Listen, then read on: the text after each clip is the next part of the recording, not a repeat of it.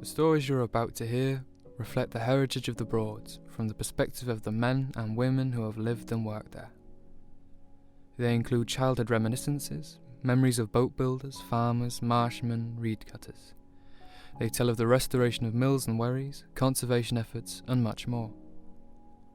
The following selections are from a collection of water, mills and marsh stories recorded by Wise Archive between 2017 and 2020. Wise Archive is a voluntary organisation committed to preserving working life knowledge and experience for future generations. It is interested in how things were done and how things have changed.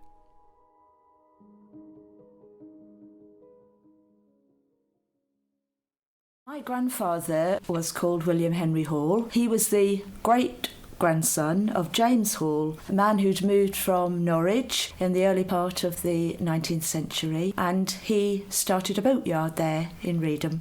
It built wherries, and when my granddad grew up, he trained on the yard as a shipwright, using wood to help make the boats. He helped design and build lots of wherries, and particularly one that's dear to my heart is the wherry Maud, which has now been restored, practically rebuilt really.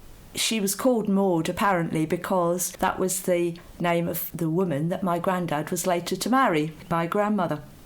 My granddad not only worked on full-size boats, he earned a bit of money by making model boats, and a man came down from the Science Museum in London looking for models, and he was put in touch with my grandfather, who then built 3 boats that ended up in the Science Museum in South Kensington. There was a wherry, a beach yawl and a boat called a keel. When I was about 8 years old, my mum and dad took me to London, and one of the places they took me to was the Science Museum, so I could see my grandfather's boats. And a few years ago, I went up to London and the boats were still there, and I'm so proud of all that he contributed to boat building in this part of the world. We lived down the lane, surrounded by dykes in the River Yare. We had no fear of the water. There were reeds, and I used to make little rabbit runs through them, and dens. And then you got the barges go up the river with the coal on, and I'd wave, and then the men would wave back. And then you got the cargo ships going up the river. Huge, great things they were. We were moving stone, we moved reed, gravel, wire mesh, sugar beet. There'd be about 8 or 9 ships come up to Norwich then with coal, grain, steel, wood, bricks. They used to bring orange juice up, lemon juice, honey to Coleman's. You know, near enough any cargo you like. In Victorian times and thereafter, the Broads had been in the forefront in the country. The first Victorian skimming dish, this boat that was meant to go over the water and not through it, we built in Brundall, and it was a year before the Thames caught up, so we were well ahead of the game. So we was in at the beginning really of learning how to build in fiberglass. The fiberglass hull structure made the boats very strong. They don't need the level of maintenance that the wooden boats certainly needed, and they don't leak. So you haven't got the inherent problems of the boats drying out and then splitting or drying out over the winter period. But the fitting out was more traditional in terms of timber gunnels, timber outfitting. And initially when we built the fishing boats, there was 90% of it was still timber. The deck beams were all solid timber, the decks were timber, the wheelhouses were constructed in timber. Well, I got involved at Cox's. It was a turning point for me and a turning point for Cox's. The boatyard had been run down, and this is where we started off turning the yard around. First of all, we dredged the whole site, and then we actually gradually re-key-headed all the banks to make them usable, which then virtually doubled the amount of boats that we had in the marina. We dug into a little basin. And then we designed and built a closed loop washdown system where we harvest rainwater off our workshop roof. We wash the boats which come out of the water, but then we filter that water and then we reuse it. In 2009, a great sailing friend of mine had just finished building a beautiful 16-foot wooden canoe down in Ipswich. And so I said, well, I think the first and best thing I'm going to do with it is to do a source to the sea trip down the Waveney. We spent 5 days starting up at Redgrave and Lopham Fen, as close to the source as we could, paddling our way down, camping overnight, and it was a phenomenal trip. Once you got a job as a river inspector, unless you were sectioned, nobody in their right mind would leave it. You were given a nice patrol launch, 30 foot long, which had a kettle and a daybed. You were told, you were encouraged to go in pubs at lunchtime so that you were known. In fact, the wording were, if you have a bit too much to drink, just hide in the shrubbery till you've sobered up a bit. Well, you can imagine to an ex-Matlock, this was, clearly I've died and gone to heaven, so everybody was fairly cheerful. And you came out of the boat shed, you looked after that area of the Broads as you saw fit. The idea was that you were part of the community, and when you did the job well, it was very easy because the information just flowed into you.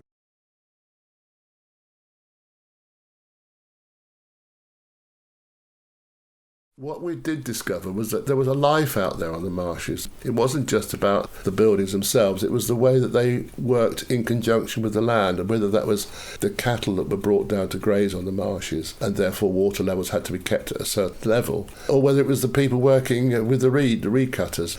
All these buildings are windmills, and most of the ones on the Broads are used for draining the land, so they are drainage mills. And it's one of the great survivors of industrial archaeology in Norfolk. And they're iconic structures. They're the things that the tourists see. They had to be made wind and watertight, otherwise they simply disappear. Of course, windmills can only do their job of work when the wind blows. Problem is that the storms could come on a day and the rain lashing down and plenty of wind to turn the sails on the windmill. However, the levels are nowhere near the height they're going to perhaps come overnight or the next day, by which time the storm may have passed, the wind has dropped, and then the windmill doesn't work. That's why, with the invention of the steam engine, it was a fantastic opportunity to build these steam engines where you could fire them up and get them working even on a windless day. And of course then diesel pumps came in, internal combustion engine was developed, and again that was even easier. Could then drain perhaps the same amount of land that maybe 10 or 12 windmills with one engine, and nowadays it's done with electric pumps. There wasn't a man or a woman in charge of that mill that was there to work the mill solely. It was the job of the marshman, and Bertie High would be a good example of a marshman. So a lot of the time they're on the marshes, they're out there in all weathers, keeping the ditches clean, keeping the animals safe, and then necessarily setting the windmills to run. And then he didn't necessarily sit in the mill while it's working. He said to me that he could hear each mill has a unique sound. As long as it was a regular beat, he could carry on with his work. However, if he ever heard that if suddenly the beat changed, he'd have to go to the mill. It might be that the mill had stopped going because the wind had changed direction. So he would then have to get in and sort it out. The thing about salt marshes, they flood and the levels build up. And that's what happened with this huge area of land. Now in 1832, it was decided to cut the new cut, as it's called, from Reedham Ferry to St Olives, to stop the ships from Lowestoft having to go all the way down the Waveney to Braden Water and up again. And this produced Haddiscoe Island. And slowly it moved from a salt marsh into grassland. And to do it, the local owners started to build dikes from must have been late 18th century. And the cattle and the sheep are kept in by the dikes. So it's a different ball game. We graze on the marshes, and the majority of the herd is British Frisian. They have quite a way to walk sometimes. They're very much a grazing animal, so we don't get very little trouble with legs and feet. They can go down the marshes, graze, come back. The reed beds really were in pretty poor condition because of enrichment of nitrates and phosphates from the river, because the reed beds were in those days tidal, And so they were infested with great hairy willow herb, nettle, and reed canary grass and so forth, which are indications of enrichment in a reed bed. And there was a huge amount of scrub that had taken over large areas of the reed beds as well. All the waterways within the reed bed were very, very poor quality, and most of them were almost extinct really. My remit was to initially write a management plan, enhance the wildlife and the habitat, to manage some very good floristic meadows, and to extend the reserve to good wildlife areas, to limit shooting in the area, because there was a lot of indiscriminate shooting. Interestingly, for a person passionate about wildlife conservation, my father was a very big wildfowler and still is, and he used to take me out on the salt marsh, miles away from the land. We used to cross all the creeks, the dikes, the mud flats, middle of the night, right up towards the sea, and he taught me how to call in birds with my voice, how to call down geese and ducks, something I can still do today. He taught me how to recognise a bird in the dark by the sound of its wings. With my back turned, I can tell you what species of duck it most likely is flying towards me.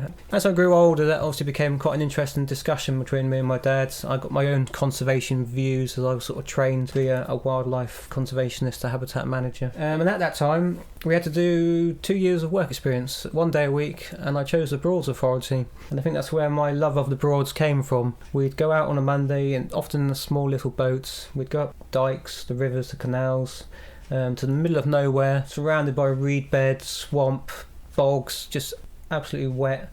And of course, we were surrounded by harriers, bitterns, bearded tits, swallowtails in the summer. We lived 3 miles from any sort of habitation because my dad was a marshman, and we lived in a 2-bedroomed house. We did have a neighbour 3 fields away. That was our only neighbour. There was no running water. We had a generator for electricity, and we had to wait for Dad to come home from work before we could have any electricity. So in the winter he would come home a bit earlier to start the generator up. We didn't ever buy meat because we produced meat as a farm. Dad would kill something, I suppose, during the course of the year, and we would live off that. And we grew lots of our own vegetables. So we were fairly self-sufficient and very, very green. Eggs were hard to get, you know. But as a kid, I would go along the dikes, water hens' eggs, and I would get the eggs. And do you know what? I even had a big spoon on the end of a stick, so that if they were too far out, I could bring them one at a time. So I would go home with a big cap full of eggs, and the grandmother would put the frying pan on, and we'd have a big fry up. And we'd dig these big fat, well, nearly as thick as your finger, and we'd take the boat up the dike onto the river side. And when we got about 8 or 9 eels here, that'll do. And we'd skin these eels. I tell you what, when they were fried up, a fantastic dinner. There was bad winters, and the marshes would flood. There was a marsh down Erstead near what we call Wells's Planting, and that would flood from the river, and that would only be about a foot deep. When it froze over, it was a massive ice rink, and we were skating on there, well, all Saturdays, all Sundays. In the height of summer, with nothing else to do, we would go down the marshes, down Holly Farm Road, and we would jump into the dikes, A, cool down, and B, to swim. And once we graduated from the dikes, we then moved into the river, and we regularly swam the river in the school holidays. Some of the big brave boys used to jump in off the swing bridge at Reedham. I can assure you I was not one of them. We got water out of a well. The well was not really potable, so all the water that we drank had to be boiled. All of us drink a vast amount of tea. My mum used to brew ginger beer, elderflower champagne. We very much lived off the land, and Russell Sewell, who lived with us, he was a reed cutter, and he also did the garden. He grew masses and masses of wonderful vegetables and fruit. Reed cutting, I always done it every year, even when I had a regular job. I always done it weekends, whatever. I tried machine, I have tried it. I was too noisy in my ears, and again, all depends on the weather and the wind and the tide. Well, a good old day, sensibly, you could knock 50, 60 bunches down a day. I'll never stop going on the Marshes. I just go out and love it. More of a hobby now than it is for a living, put it like that. People on the Marshes were a distinct breed, completely resilient, quite happy with oil lamps, and they'd lived with them all their lives. They had mostly frugal conditions, but they were generally content. There are various tales to tell about when they first got electricity, but one of the interesting ones was the foreman put the supply on to this isolated farm, and in those days you got one light and one plug. And on the day that the supply was made alive, the foreman went into the farm and demonstrated to the farmer and switched the light on. He said, "There you are, you've now got electric light. Thank you, Governor. Thank you very much." And Tom, the foreman, said, "I'll come back and see how you're getting on in a week's time." They went back in a week's time, and he was met at the door by the farmer, and he said, "God, Governor," he said, "that bloody electricity, that's bloody wonderful." He said, "You lit that light the other day," he said, "and that bugger ain't gone out yet." I mean, I'm now 72. I don't know how many more years I'm going to do it, or who's going to take over if I do happen to pack up. So I don't really know. I'd like to think I'd still be there. I mean, that's if heaven is as good as them Marshes, then that'll do me, bury me down there. I don't want to go to heaven, I'll go down there. Yeah, that'll do me. Yeah.